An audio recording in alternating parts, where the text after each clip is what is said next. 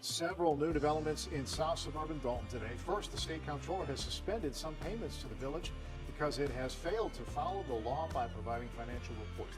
One way that the government always does it is to go and investigate people around her, and that's what they're. Is it even possible for a mayor to act like a diva on the world stage? Tiffany Henyard is proving that it is. For those following the drama in Dalton, Illinois, it feels less like politics and more like the plot of a soap opera. Yet, here we are, watching events spiral further out of control.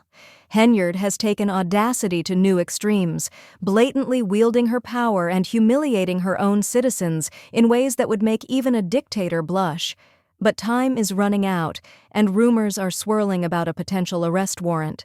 How did we get here, and what's next in this wild saga? And that is the finding of an investigation of village finances and the spending habits of beleaguered Mayor Tiffany Henyard. Henyard's rise to power seemed almost too good to be true, a young, ambitious woman breaking barriers as Dalton's first female mayor, promising change and a fresh start for the village. But as the saying goes, power corrupts, and absolute power corrupts absolutely. From the very beginning, Henyard appeared to take more than a few liberties with her newfound influence. Now, as the walls close in, she's desperately trying to shift the blame onto her once loyal assistant, Keith Freeman. But Freeman, now a whistleblower, isn't going down alone. The messy details of their partnership are unraveling in ways no one saw coming. Let's rewind to when things seemed relatively under control, or at least when Henyard was still keeping her misdeeds under wraps. Until recently, she ran a smooth enough operation. Sure, there were whispers, but nothing that seemed like it would explode in her face.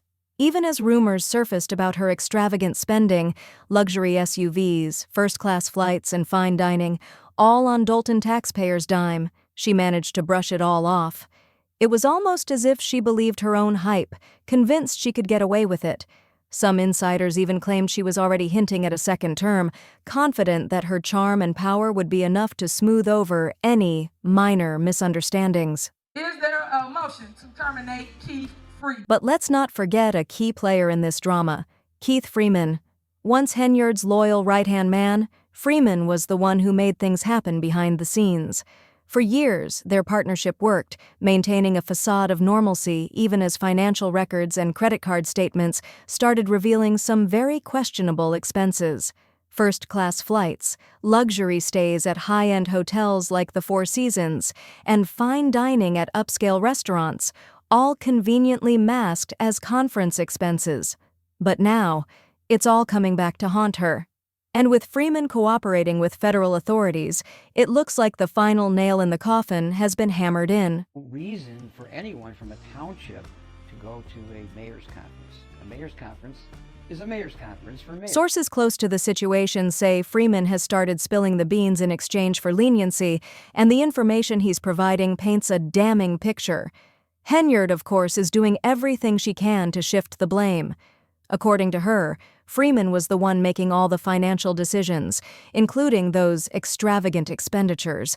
She's positioning herself as a naive newcomer, someone who didn't fully understand how things worked in Dalton and was merely following Freeman's lead. It's almost laughable. She's the mayor, yet she expects people to believe she had no clue that spending thousands of taxpayer dollars on a 5-day trip to Austin, Texas, wasn't above board? But here's where things get really interesting. Henyard might be trying to pass the buck, but the cracks in her empire are widening. Whispers are growing that members of her inner circle, the same people who once benefited from her time in office, are now jumping ship. They see the writing on the wall, and they're not about to go down with her. More insiders are reportedly cooperating with authorities, and the information they're providing is only adding to the mountain of evidence against Henyard. It's almost as if the very people who helped her build her so-called empire are now tearing it down from the inside. Take a one-day purchase of over $40,000 to Amazon. And the main thing is, Henyard's strategy of blaming Freeman isn't just weak, it's downright insulting to anyone with half a brain. The idea that she was merely a clueless puppet falls apart when you consider she spent 8 years as a village trustee before becoming mayor. She knew exactly what was going on, and she was an active participant.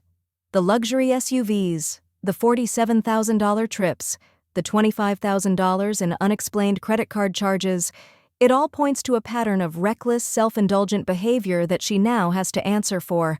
And let's not forget her personal photographer, who billed the village $3,400 to capture those oh-so-glamorous moments of her public service.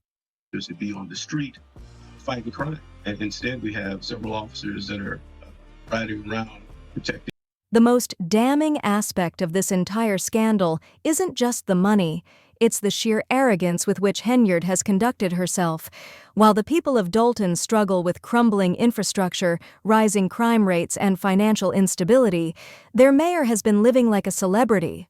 And it's not just about the lavish spending. It's about the complete lack of accountability, the refusal to acknowledge any wrongdoing, and the blatant disregard for the very people she was elected to serve. An awesome time on the backs of taxpayers, but what do we gain from any of these trips? We gain. Let's talk about the bigger picture. How did someone like Tiffany Henyard manage to rise to power in the first place? Well, it wasn't without controversy. Even before becoming mayor, Henyard had a less-than-stellar track record. In 2016, she was arrested for criminal trespass to a vehicle. A minor incident, perhaps, but one that hinted at a pattern of questionable behavior. Yet, that didn't stop her from winning the mayoral race in 2021, becoming the first woman to hold the office in Dolton. She was young, ambitious, and promised to bring change to the struggling village. But change, it seems, came in the form of lining her own pockets and using her position to live a life of luxury. Under her leadership, Dolton has gone from bad to worse, now saddled with millions of dollars in debt. The financial mismanagement on her watch has been nothing short of catastrophic. Lavish spending on herself and her entourage has drained the village's coffers, leaving little to show for it. Meanwhile, essential services have been neglected, and the people of Dolton are paying the price. For a while, it seemed like she was untouchable, above the law even. But the tide is turning. Federal authorities are closing in. The FBI has already served subpoenas on both the village of Dolton and Thornton Township, where Henyard also serves as supervisor. They're digging deep into financial records, looking for evidence of corruption, fraud, and other criminal activities, and from what's being reported, they're finding plenty. This is Super Mayor Tiffany Henyard, the people's mayor and people's. One of the most shocking aspects of this saga is how Henyard has weaponized the police force to serve her own interests. Misusing public funds is one thing, but turning the police into her personal security detail takes corruption to another level. Under her watch, the police budget has skyrocketed, with hundreds of thousands of dollars spent on overtime pay for officers who were essentially acting as her bodyguards. And it's not just about the money. This blatant misuse of power has directly contributed to rising crime in the village, as resources meant to protect the public were instead diverted to protecting Henyard. My heart that you are up here at this special meeting and not downstairs where we have big. Henyard's abuse of power doesn't stop there. She's also been accused of using her position to retaliate against anyone who dares to cross her. Former allies who spoke out against her have found themselves fired, demoted, or pushed out entirely. And who replaces them? People with their own shady pasts, of course. Take, for example, Deputy Police Chief Leasis Lacey, whom Henyard has fought to keep in power despite his legal troubles. Lacey, indicted on charges of bankruptcy fraud, is just one of many questionable figures in Henyard's inner circle. Then there's her so-called charity, Tiffany Henyard Cares, a name that feels almost laughable given what we now know about her priorities. This organization, supposedly meant to help cancer patients, has instead been another vehicle for Henyard to funnel public money into her own pockets.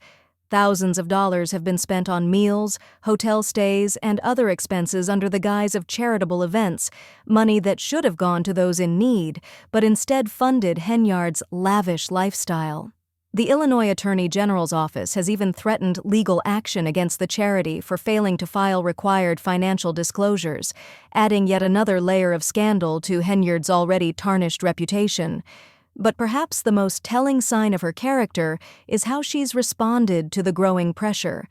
Instead of showing remorse or acknowledging her mistakes, she's doubled down, lashing out at critics and portraying herself as the victim.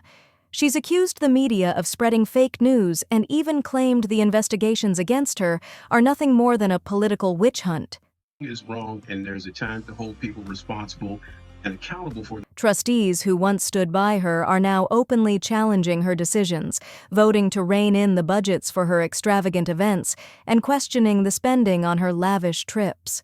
At a recent meeting, one trustee didn't hold back, calling out Henyard's behavior and demanding answers. But instead of addressing the concerns, she dismissed them, ridiculing the trustee and proving just how out of touch she's become. At this point, it's hard to see how Henyard can come back from this. The legal troubles are mounting, her inner circle is crumbling, and the very people she was elected to serve are calling for her resignation. But in typical Henyard fashion, she's not going down without a fight. She's clinging to power, using every trick in the book to stall the inevitable.